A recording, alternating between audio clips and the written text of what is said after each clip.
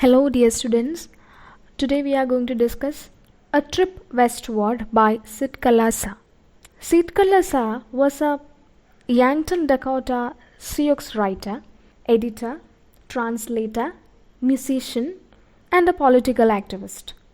She wrote many works chronicling her struggle with cultural identity and the pull between the majority culture.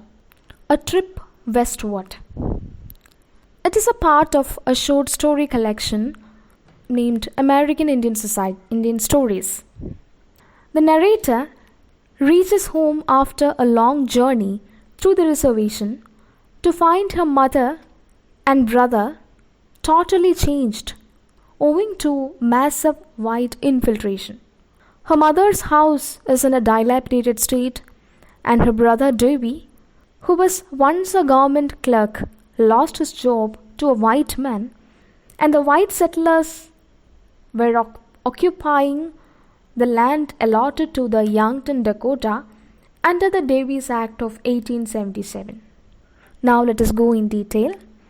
The author, after a long absence from her home, is back to see her native Sioux reservation subject to a sea change owing to white infiltration.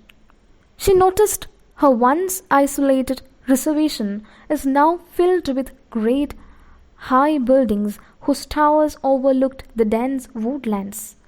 There were even gigantic clusters of large cities. She got down at a small railway station which was just 30 miles from her mother's house. The touch of the strong hot wind and the waving yellow tall grasses reminded and thrilled her like meeting good old friends, and it reminded her of the good old days when she roamed about as free as the wind itself. She rode among the hills in a cab with a trusty driver along with her. She eagerly looked out to see the familiar skylines, the round-topped hills, and the various plants, the sweet roots of which were once favorite delicacies of her people. The sight of the first typical Indian cone-shaped wigwam set an impulse of familiarity, bred exclamation through her veins, which caused her driver to jump out of his drowsy nodding. By noon, she reached the eastern edge of the reservation. She had not informed her mother about her arrival, so she couldn't guess what her mother would say upon seeing her little daughter, who had changed a lot. A ravine thicketed with low shrubs and plum bushes led to a large acre of wild sunflowers. Beyond this nature's garden stood the little canvas-covered wigwam of her mother. To speak of her mother, she never received education. She only compromised her customs as well as education to please the white superiors.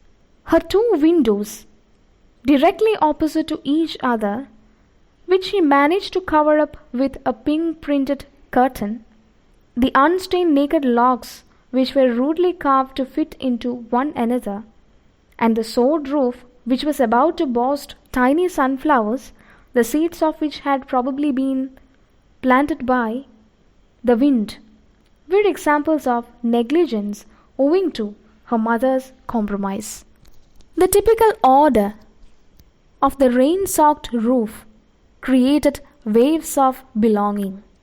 She was surprised at the dilapidated state of her mother's dwelling, and she couldn't find a justification for the neglected plight of her mother's house. The very first thing that she asked her mother on seeing her after a long absence was, "Why is not your house cemented? Do you have no interest in a more comfortable shelter?" Her mother's indifference indeed puzzled her. Mother told her that they were in penury, for his only son Davy lost his position to a white son of the great father of Washington. And as of mother, she no more indulged with beadwork, which was her indigenous skill, which once fetched her a decent living. The mother's explanation left her totally dumbfounded. The Yankton Indian Reservation, we know, it is a homeland of the Yankton group of Dakota tribe of Native Americans. According to the Davis Act of 1887, the president was allowed to break up the reservation land which was in the hands of the tribal people. The land was seized from them and the government allotted small parcels of land to each tribal family, thereby restricting their access over their homeland.